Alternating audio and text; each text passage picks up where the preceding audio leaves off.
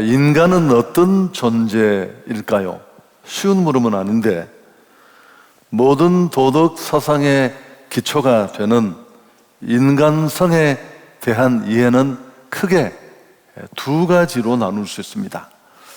우선 하나는 성선설이라는 게 있습니다. 그리고 또 한 가지는 성악설인데, 성선설은 인간은 태어날 때부터 선하게 태어났다, 그런 맹자가 주창한 사상입니다. 그리고 또 한 가지는 성악설인데, 인간은 원래 태어날 때부터 악한 존재다, 이렇게 크게 두 가지로 나눌 수 있습니다.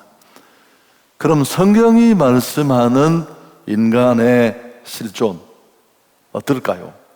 여러분, 그렇게 희망적이지 않습니다. 성경이 규정하는 인간의 모습은 한마디로 말하면 인간은 구원이 필요한 존재라고 말합니다. 모든 인간은 죄가 있습니다. 로마서 3장 23절에 말맞다나 모든 사람이 죄를 범하였다. 죄 없는 사람은 한 사람도 없거든요. 그래서 이런 죄를 가진 인간은 잘 살아보려고 행복하려고 몸부림치지만 쉽게 되지 않아요. 죄 때문에 결국은 무너지고 자꾸만 힘들어지는, 망할 수밖에 없는 그런 구조를 가지고 있습니다. 그래서 반드시 구원이 필요한 존재입니다. 그럼 죄 때문에 무너지고 망가질, 결국 죽고 망할 수밖에 없는 이런 인생이 무엇으로 구원을 받을 수 있을까요? 어떻게 이런 고질적인 죄를 떼어내고 인간이 행복할 수 있을까요? 역사 속에서 이런 죄를 걷어내고 구원에 이르려는 인간의 몸짓은 크게 두 가지 방향으로 나타났습니다. 우선 한 가지는 자신의 노력으로 이 문제를 해결하려는 자기의를 추구하는 쪽으로 드러났습니다. 선행, 또 공로, 철학, 종교적 고행, 이런 것들로 죄 문제를 해결하고 뛰어넘으려는 그런 시도가 많이 있었습니다. 성철 스님 같은 분은 그 중에 대표적인 한 분이 아닐까 생각합니다. 산속으로 들어가서 20년을 동구불출, 선방이나 토굴 절 밖으로 한 번도 나오지 않는 수행을 일컫습니다. 장자불화, 또 몸을 10년 동안 눕지 않고 앉은 채로 자고 수행하는 이런 일을 했습니다. 여러분, 이렇게 긴 시간 수행을 하고도 마지막에 애매한 얘기를 하고 돌아가셨습니다. 산처로 무간지옥에 떨어지니 그 한이 만갈래나 된다. 애매하지 않습니까? 여러분, 사실 불교는 절대자가 없습니다. 스님들이 솔직하게 얘기를 안 해서 그렇지, 솔직한 분도 계십니다만 자기 노력으로 고행으로 수행하는 종교가 불교예요. 만일 10년, 20년 이런 과정을 거쳐야 우리 안에 이 고질적인 문제가 해결된다면, 물론 이분도 해결을 못했습니다만은 과연 우리 가운데 몇 사람이나 이런 일로 구원에 이를 수 있을까요? 또 한 가지는 이런 인간의 선행, 종교, 철학은 이사야서의 말씀처럼 누더기와 같고 자기 벗은 몸 하나 가리기에도 충분치 않습니다. 그래서 이런 한계를 뛰어넘어 인간 밖에서 또 다른 누군가의 절대자의 도움을 필요로 하는 그런 시도도 많이 있었습니다. 모두가 죄의 급류에 함께 휩쓸려 떠내려가는데 누가 누구 손을 잡아 이끌어줄 수 있단 말이냐? 당연한 얘기입니다. 그래서 물 밖에서, 그 급류 밖에서 누군가가 손을 내밀어 끄집어내 주어야 한다. 절대자의 도움이 꼭 필요하다는 것입니다. 여러분, 바로 이 일을 하신 분이 하나님이십니다. 하나님은 죄 때문에 처참하게 무너지고 노력하고 몸부림치지만 행복과는 상관이 없이 망해가는 인생을 살리려고 그분이 길을 내셨는데 그게 바로 예수 그리스도를 통한 구원입니다. 어느 누구도 그 무엇도 죄로 무너진 인생을 살려낼 구원할 수는 없습니다. 인생을 향한, 이런 인생을 향하신 유일한 해결책을 하나님이 제시하셨는데 그분이 바로 예수 그리스도십니다. 인간을 죄 문제 해결하고 구원으로 이끄는 유일한 길, 그분이 바로 예수 그리스도고 그 예수를 통한 구원뿐입니다. 그래서 오늘 13절에 로마서 기자의 외침을 보십시오. 누구든지 주의 이름을 부르는 자는 구원을 받으리라. 여러분, 부른다는 건 그저 단순히 그 이름을 말하는 것을 의미하지 않잖아요. 그 예수를 알고 믿고 고백하고 신뢰하며 산다는 뜻입니다. 예수님만이 모든 인생 문제의 해결자가 되십니다. 참 구원자가 되십니다. 예수는 그리스도가 되신다. 우리는 너무 쉽게 사용하지만 대단한 표현입니다. 70억 넘는 인류가 앓고 있는 그 수많은 문제, 개인과 각자의 상황이 처한 위치에 따라 문제는 가지가지지만 그 문제의 해답은 바로 예수 그리스도가 되십니다. 우리 예수 믿는 사람은 이 사실을 분명하게 확신하는 사람이고 또 이 사실을 신앙하는 사람입니다. 이게 우리가 믿는 믿음의 핵심에 있는 얘기입니다. 누구든지 어떤 사람이든지 어떤 죄든지 예수 믿으면 해결됩니다. 인류는 예수가 아니면 구원받을 수도 없고 소망도 없습니다. 성경 사도행전 4장 12절 우리 같이 한번 읽을까요? 다른 이로서는 구원을 받을 수 없나니 천한 사람 중에 구원을 받을 만한 다른 이름을 우리에게 주신 일이 없음이라 하였더라. 다른 이로서는 구원을 받을 수 없나니 천하 인간의 구원을 받을 만한 다른 이름을 우리에게 주신 적이 없다. 인간이 죄를 끊어내고 구원과 행복에 기르는 유일한 길이 예수입니다. 여러분, 이 유일신 사상 때문에 기독교는 역사 속에 수없이 많이 충돌하고 박해받고 또 자칫 외부에 비춰지는 모습은 굉장히 편협한 존재로 부처님 또 스님 또 신부가 모여서 같이 커피도 마시고 얘기도 하고 왔다 갔다 하는데 왜 우리는 못하느냐 그런 얘기도 여기에 해당될 수 있습니다. 자, 정리를 해보면 인간은 죄를 가지고 있고 이 죄를 해결하지 않는 한 희망이 없습니다. 그래서 구원이 꼭 필요한 존재인데 인간은 이 구원을 위해서 갖가지 노력을 했지만 해결책이 마땅히 없었어요. 우리 편에서는. 그래서 하나님은 이 문제를 해결하기 위해서 그리스도라는 해답을 우리에게 주셨습니다. 인생은 이 예수를 믿음으로 자기 죄를 해결하고 구원에 이를 수 있습니다. 근데 이런 일이 실제로 일어나려면 죄 가운데 있는 인생에게 죄가 제거되고 구원으로 돌아오는 이런 변화가 일어나려면 반드시 뭐가 필요합니까? 누군가가 이 얘기를 해줘야 돼요.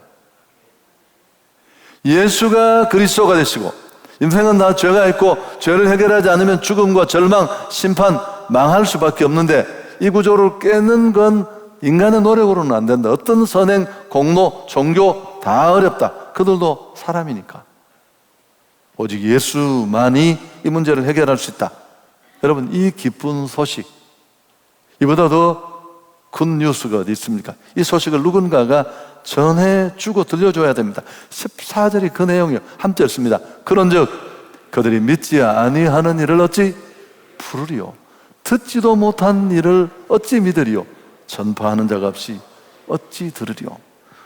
누구든지 주의 이름을 부르면 구원을 받으리라 고 했는데 믿지도 않는데 어떻게 부르고 듣지도 못했는데 어떻게 믿고 전파하는 자가 없는데 어떻게 들을 수 있느냐는 겁니다. 예수의 이름만 부르면 믿음으로 구원을 받는데 어둠 속에 살아가는 그 무지한 많은 사람들에게 예수 그리스도로 말미암는 구원을 누군가가 들려주어야 돼요. 여러분, 이 과정은 그 무엇으로도, 그 어떤 것으로도 대체되거나 생략될 수 없어요. 할렐루야. 이게 오늘 설교의 너무너무 중요한 부분입니다. 인간이 자기 힘으로는 구원에 이를 수 없습니다. 그래서 하나님은 전도라는 미련한 방법으로 택한 자를 구원하시길 기뻐하신다. 너무 많이 인용했죠. 그래서 반드시 누군가가 직접 가거나 데려와서 예수가 그리스도가 되신다는 사실을 그 귀에 또렷하게 들려줘야만 합니다. 복음을 들어야 구원을 받을 수 있고, 구원을 받으려면 누군가가 복음을 들려주고 전해주는 자가 있어야 합니다. 따라서 복음을 전해주는 이 발길은 너무너무 소중합니다. 15절, 보내심을 받지 아니하였으면 어찌 전파하리요? 기록된 바 아름답도다. 좋은 소식을 전하는 자리에 발이여 함과 같으니라. 여러분, 전도자의 발길이 아름다운 이유가 여기에 있잖아요. 죄로 완벽하게 죽을 수밖에 없는 인생에게 살 수 있는 기쁜 소식을 전하는 발길이잖아요. 성경의 표현대로라면 우린 귀찮게 여기고 부담스럽게 여길지 모르지만 천하보다 더 소중한 영혼을 살리는 이 가치 있는 이 일이, 천사도 허무할 일이 오늘 구원받은 우리에게 주어졌습니다. 누구든지 예수를 믿으려면 복음을 들어야 합니다. 예수가 그리스도가 되신다는 이 인간 절망을 꺼내는 기쁜 소식이 들려져야 합니다. 근데 이 사실을 선전하고 전파해야 될 사명이 오늘 우리 성도에게 주어진 것입니다. 왜? 우리보다 더 효과적으로 이걸 설명할 수 있는 사람이 없어요. 우리가 이 예수를 먹고 이 예수를 만났고 이 예수를 누리고 그 예수가 내 삶에 주신 은혜가 우리 안에 그대로 있으니까요.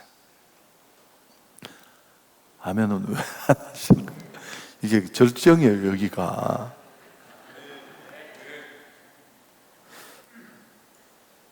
여러분, 사실 우리 예수님도 이 땅에 오셔서 인생의 문제를 해결하기 위한 구주로 오셔서 십자가를 지신 분입니다만은, 십자가 지시기 전에도 이 천국 복음을 열심히 전파했습니다.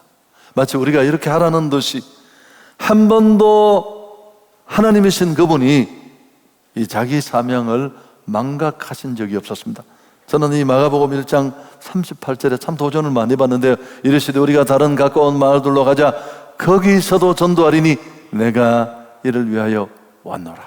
이 앞부분을 읽어보면 밤늦게 하루 일정을 마치시고 숙소에 당도를 했는데 예수님 계신 그 문 앞에 또 귀신 쫓아내고 병 고쳐주고 만남과 도움을 요청하는 사람들이 인산인해를 이루었습니다. 대충 그들의 필요를 다 채워주고 이분은 많은 병자들을 치료하시고 사람들이 예수님을 따라다니고 슈퍼스타였습니다. 그렇지만 예수님은 그런 인간적인 만류를 단호하게 뿌리치시고 다음 스케줄을 따라 움직이면서 그분이 내뱉은 말입니다. 가야 할 곳이 있고 복음을 전해서 살려야 될 영혼이 있는데 나는 그 길을 가야 한다. 총총히 가셨습니다. 실제로 예수님은 온 갈릴리를 다니면서 회당에서 복음을 가르치셨는데요. 갈릴리는 넓은 지역은 아니지만 그 당시 여러 가지 이동 수단을 생각하면 굉장히 부친 일이었습니다.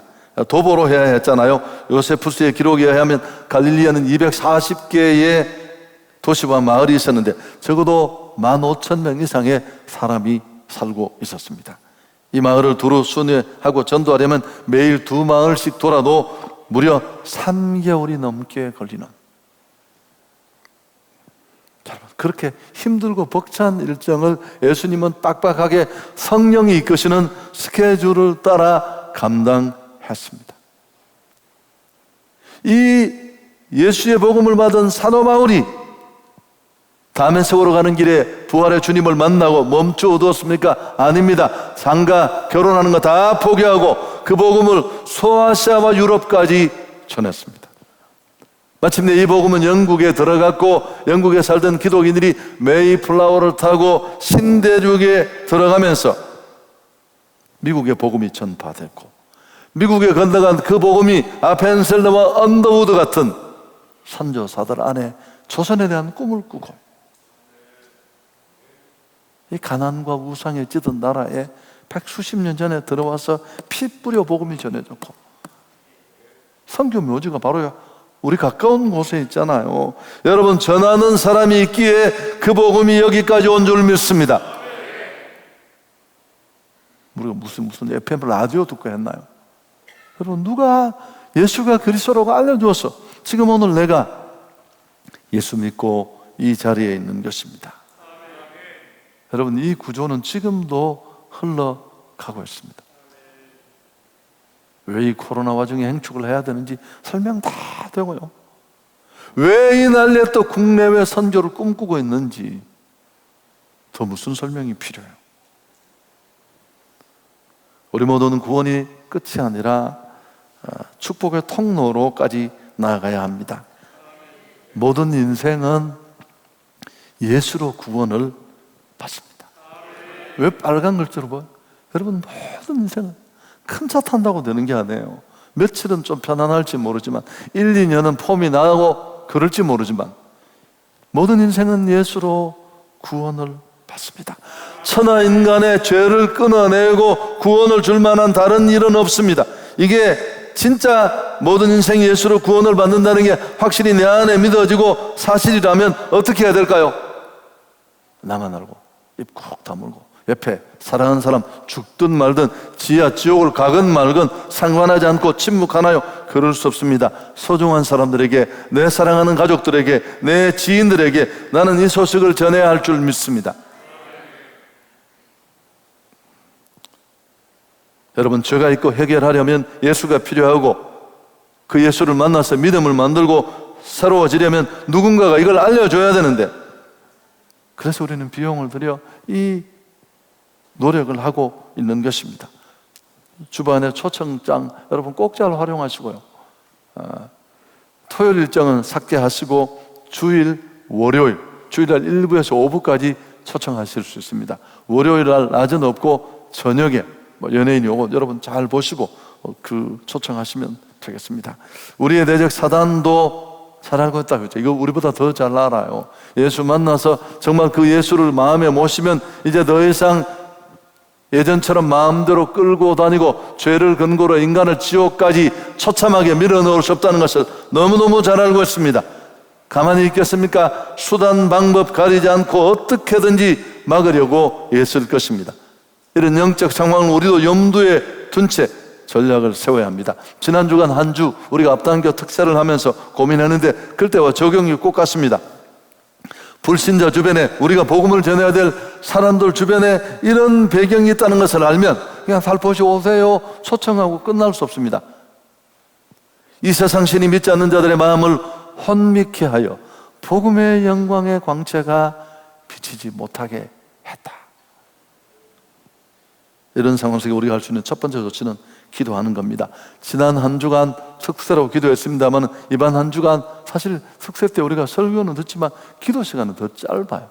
제가 늘 안타까워하는 건데 뭐 말씀 듣고 붕 뜨는 건 있는데 기도는 5분도 못하고 버스 타고 돌아간다고 좀 웃기잖아요. 사실은 더 깊이 기도해요. 더 깊이. 아멘. 정말 여러분 이번에 그 영혼을 살려내는 데 필요하다면 함께 금식이라도 합시다. 금식의 위력을 여러분 아시나요? 죽을 것 같은 상황이 몰려와도 우리가 정말 그 밥을 끊으면서 하나님 앞에 나가서 팍 매달리면 그게 하나씩 거쳐져요. 좀 뭐 우리 개인의 문제를 떠나서 영적인데 좀 이런 걸 알았으면 좋겠습니다. 바울이 늘 기도 부탁을 했습니다. 골로새서 4장 3절 우리가 또 한번 읽을까요? 또한 우리를 위하여 기도하되 하나님의 전도할 문을 우리에게 열어주사 그리스도의 비밀을 말하게 하시기를 구하라. 내가 이 일 때문에 매임을 당했다. 그 또 한 가지는 강권한 겁니다. 이런 영적 배경을 알았다면 사정 두지 말고 조금은 밀어붙여야 돼요. 고상하게 선택하십시오. 결정하십시오. 그건 복음 듣고 하고요. 당장은 심하다 싶어도 먼 훗날 오래 고맙고 감사하다는 얘기를 들으려면 여러분 저도 내 전도하는 친구가 신사적이었다면 여기까지 못 왔을 수 있어요. 물론 하나님은 또 다른 방법으로 이끄셨겠지만 누가복음 14장 23절 주인이 종에게 이르되 길과 산울가로 나가서 사람을 강권하여 데려다가 내 집을 채워라. 24장 뒤에 보면 잔치 배설하고 사람을 초청했는데 뭐 밭을 샀다, 소를 시험한다, 장가를 갔다, 다 이 핑계 저 핑계 됩니다. 원래 1차 초청에 오겠다고 다 예스한 사람들입니다. 이스라엘은 2번 초청을 하거든요. 바로 직전에 또 한 번 초청 때 이렇게 말도 안 되는 얘기를 하는 겁니다. 일면 타당성이 있어 보이지만 조금만 들여다보면 다 핑계에 불과합니다. 우리 영적 초청에도 이런 지금까지 경험으로 보면 다반사였습니다. 코로나 상황이 더 그렇겠지만 여러분 어쨌든 우리는 진지함을 보일 필요가 있습니다. 이번 행축도 저는 그걸 여러분에게 보이고 싶었습니다. 코로나 왔다고 못할 일이면 우리는 그 일을 안 해야 돼요. 행축 매년 안 했어야 돼요. 그러나 정말 해야 할 일이면 코로나 할아버지가 와도 해야 돼요. 밥 다 드시잖아. 일 다 가시잖아요.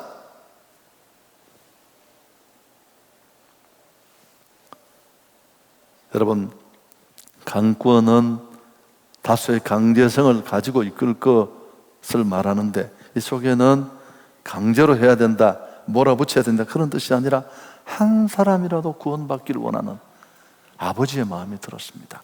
자식이 말 안 들으면 엄마가 2번 이야기하고 때려치웁니까? 나가라 이 자식아. 50번 100번 예원하고 매를 들고 사탕도 사주고 어떤 분은 속이 터져가 아들 손을 잡고 경찰서까지 데려가 이놈의 새끼 좀 잡아두라고 인간 좀 만들어달라. 여러분 그게 부모 마음 아니에요. 사랑과 열정을 가지고 포기하지 말고 분별력 없는 그 영혼을, 오감이 사단에게 막혀있는 그 영혼을 우리가 촉구하고 살려내야 한다는 뜻입니다. 아멘. 여러분 이 정도 못 하시겠습니까? 누군가가 내게 그렇게 했는데 차량도 가지고 가시고 정중히 초청도 하시고 모셔오시고. 설교 정리합니다. 성경적인 인생과는 희망적이지 않습니다. 우리가 무슨 목표 세우고 노력하고 그렇지만 금세 지나가고 철저히 죄의 구조에 이끌려서 마침내 영 무너질 수밖에 없는 인생입니다. 이런 인생의 구조를 다시 회복하고 살리고 행복하게 하는 길은 복음을 듣는 길입니다. 예수 그리스도를 만나야 저주와 죽음과 고통에서 새로워질 줄 믿습니다. 그렇다면 반응이 어떻든 간에 이 소식을 전해야 돼요. 누군가가. 전파하는 자가 없이 어찌 들으리요? 오늘 교회와 성도는 이 땅에서 선포할 수 있는 가장 위대한 메시지를 가지고 있습니다. 여러분 세상 어디에도 없는, 교회만이 줄 수 있는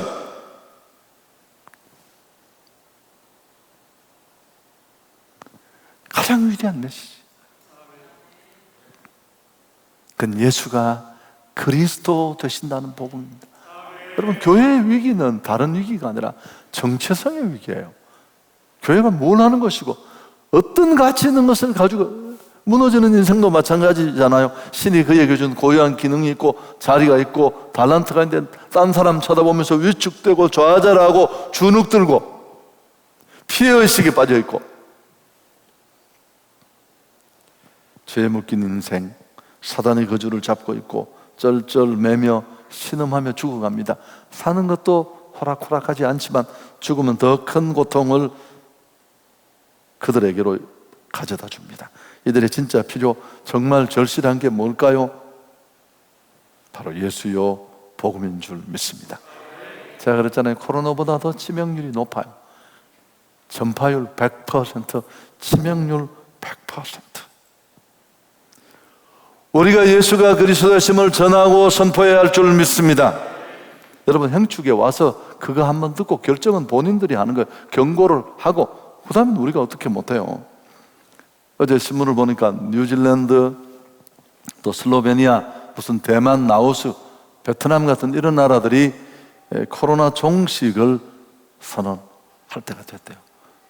한국의 상황과 빗대어 설명했습니다만 한번 제가 예를 들어보겠습니다.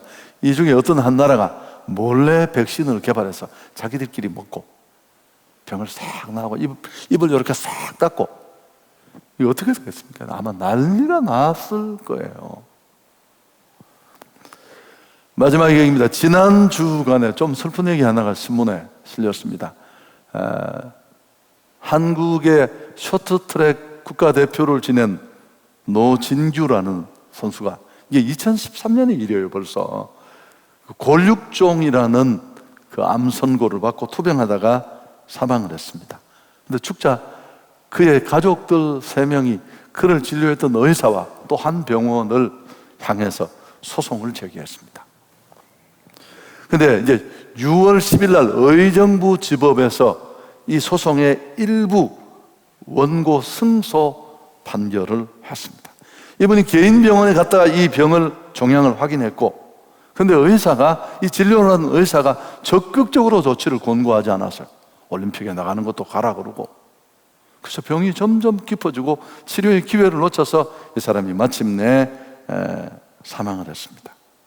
그러자 노 선수의 유가족은 A 의사가 의료상 주의 의무를 위반해서 조기 진단과 치료받을 기회를 놓쳐서 결국 이로 인해 아들의 생존 기간이 단축됐다. 손해를 배상하라. 여러분, 이게 일부 승소를 한 겁니다.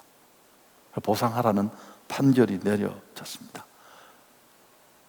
아무 생각도 없으세요? 의사가 심각한 환자의 암을 확인하고도 올림픽에 나가는 것도 방치하고, 그가 앓고 있는 그 병의 무게만큼 강하게 의사로서 권고하고 경각심을 깨우쳐 주지 않았습니다. 에스겔서 3장 18절에 이런 말씀이 있어요. 가령 내가 악인에게 말하기를 너는 꼭 죽으리라 할 때 내가 깨우치지 아니하거나 말로 악인에게 일러서 그 악한 길을 떠나 생명을 구원하게 하지 아니하면 그 악인은 그의 죄악 중에서 죽으려니와 내가 그의 핏값을 내 손에서 찾을 것이다. 여러분, 내 옆에 내가 예수가 그리스도라는 거 전하지 않으면 전할 사람 아무도 없습니다. 천사가 와서 안 한다니까요. 구름으로 글 쓰는 거 그런 거 없어요. 반드시 관제 속에 있는 누군가가 전해야 할 줄 믿습니다. 너 치료 꼭 받아야 돼. 너 절대 올림픽 나가면 안 돼. 그리고 나가는 건 지 책임이에요. 여러분, 이 심각성을 충분하게 설명하지 않아서 소송 받아야 되죠, 당연히. 일부이긴 하지만 우리 모두가 공감할 수 있는 의사로서의 주의 의무를 성실하게 행하지 않았다는 것. 여러분, 우리에게 주어진 일입니다. 여기까지가 우리 일입니다. 정말 사랑하는 관계 속에 있는 사람들에게 내가 줄 수 있는 최고의 선물이 뭘까요? 그 선물을 우리가 가지고 있습니다. 좋으신 하나님께 영광을 돌리겠습니다.